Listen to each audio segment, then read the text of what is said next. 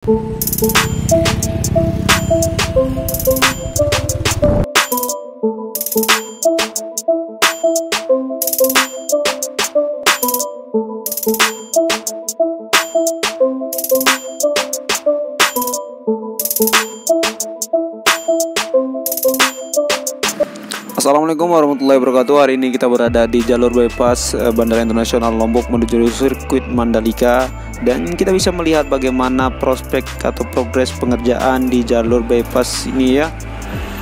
Untuk teman-teman yang ada di seluruh Indonesia, hari ini kita akan mengajak teman-teman untuk mengelilingi sirkuit Mandalika ya. Jadi kita akan keliling dari Bundaran Songgong, kemudian ke timur sirkuit Mandalika, selatan, barat, dan langsung menuju ke depan sirkuit Mandalika. Dan tentunya ini adalah hal yang sangat menarik buat kita simak ya teman-teman. Jadi selain megahnya sirkuit Mandalika, kita juga akan melihat bagaimana jalan-jalan di keliling-keliling sirkuit Mandalika. Terus desa-desa atau rumah-rumah yang ada di sirkuit Mandalika ini juga perlu kita lihat bagaimana kondisinya. Dan langsung saja ya teman-teman, kita mulai dari jalur bypass ini. Di jalur bypass ini, PT Jasara Harja melakukan upaya pencegahan dan peningkatan keselamatan masyarakat dalam berlalu lintas di kawasan Mandalika ya, Nusa Tenggara Barat. Hal ini supaya para penonton MotoGP Mandalika tetap taat aturan berkendara. Di jalur ini sendiri sudah dipasang rambu-rambu pembatas jalan ya, kemudian rambu red shot.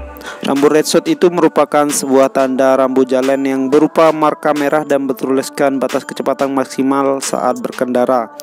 Oh ya, di sini ada hal yang sangat menarik yang perlu para penonton ketahui ya. Di sini ada para pekerja atau para petani yang sedang memetik hasil panennya. Dan teman-teman bisa lihat sendiri di atas sana ada para petani ya, yang warna merah, hitam itu semuanya petani yang sedang memetik hasil panen jagung ya. Dan ini tempatnya lumayan tinggi teman-teman. Kalau teman-teman berada di sini mungkin agak meriang-meriang begitu melihat kondisi atau jurang yang ada di depan kita ini. Dan untuk para petani yang sedang berjuang, tenang saja ya, karena harga jagung yang baru panen dengan kadar air 23 hingga 25% mencapai, kalau tidak salah harganya 3.300 per kilo ya. Sementara harga jagung yang tingkat kadar airnya 15% bisa sampai harganya 4.300. Jadi jualan jagung ya teman-teman. Dan di daerah ini memang kondisinya banyak petani jagung ya. Dan tentunya untuk harapan besar kita ya, semoga perekonomian masyarakat di daerah-daerah yang memang sedang melakukan pembangunan nasional bisa meningkatkan taraf hidup yang lebih baik. Selain itu juga masyarakat yang berada di sekitaran pembangunan nasional tentunya harus merasa memiliki ya, sehingga bisa menjaga tanaman atau rumput-rumput yang ada atau yang sudah ditanam oleh pemerintah itu sendiri. Seperti yang kita ketahui bahwa banyak masyarakat yang belum sadar bahwa tanaman-tanaman atau rumput-rumput ini perlu kita jaga bersama ya. Dan teman-teman perlu lihat sendiri sepanjang jalur bypass ini masih dilakukan pembenahan dan juga pembangunan ya. Seperti yang tampak di depan kita ini, taman-taman yang ada di balik bukit juga sedang dikerjakan. Dan sekarang kita berada di Bundaran Songgong ya. Bundaran Songgong merupakan bundaran di sebelah timur sirkuit Mandalika, di mana patung atau letak patung Presiden Jokowi, burung Garuda, dan juga rider. Dan di sini teman-teman perlu ketahui bahwa sekarang atau hari ini rencananya pengerjaan pembuatan setapak agar para wisatawan bisa berfoto di tulisan Welcome to Mandalika ya, dan tidak sampai menginjak rumput. Dan kita tidak langsung menuju ke depan sirkuit Mandalika, tapi kami akan mengajak teman-teman menuju ke sebelah timur sirkuit Mandalika atau di zona timur. Di zona timur ini merupakan tempat parkiran para penonton saat gelaran MotoGP kemarin ya.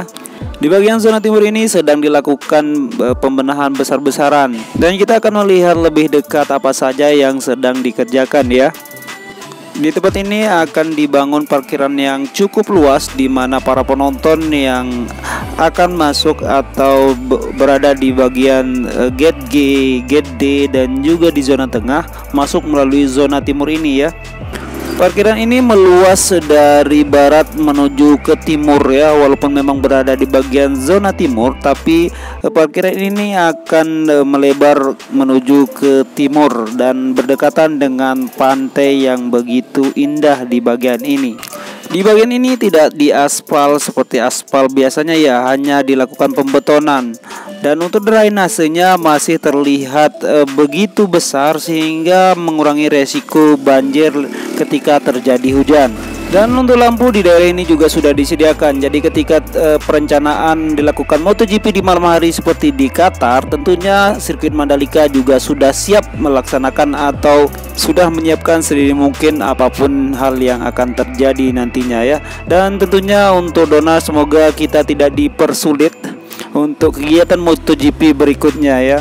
Walaupun kita mungkin sudah tahu ya bahwa Dorna sendiri punya hal atau rencana sendiri kenapa pergelaran MotoGP di sirkuit Mandalika akan dilakukan di malam hari. Dan satu hal yang pasti kita sebagai penyelenggara tentunya harus siap sedia apapun permintaan dari Dorna ya. Dan ada yang mungkin belum kita ceritakan bahwa MotoGP Indonesia di sirkuit Mandalika punya sisi keunikan ya, bahkan mungkin nggak ada lawan dan tak dimiliki negara-negara lain. Salah satunya ya titik lokasi parkiran yang tempat kita berkendara ini, dimana pemilik kendaraan langsung berasa healing kalau kata anak kekinian, sebab langsung disuguhi pemandangan yang begitu indah, pantai yang cantik juga ya.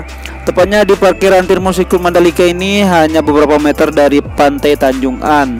Sangat memanjakan mata para pengunjung yang parkir di lokasi ini karena pasir putih dan juga bersih.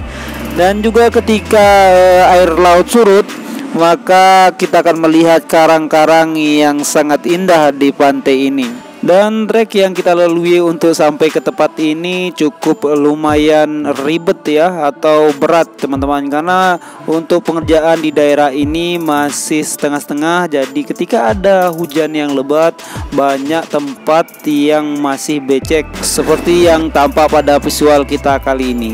Selanjutnya kita akan menuju ke barat ya, menuju ke barat melihat kondisi atau mengelilingi sirkuit Mandalika atau lintasan sirkuit Mandalika, dan tentunya itu tidak kalah menarik, unik dan juga menantang.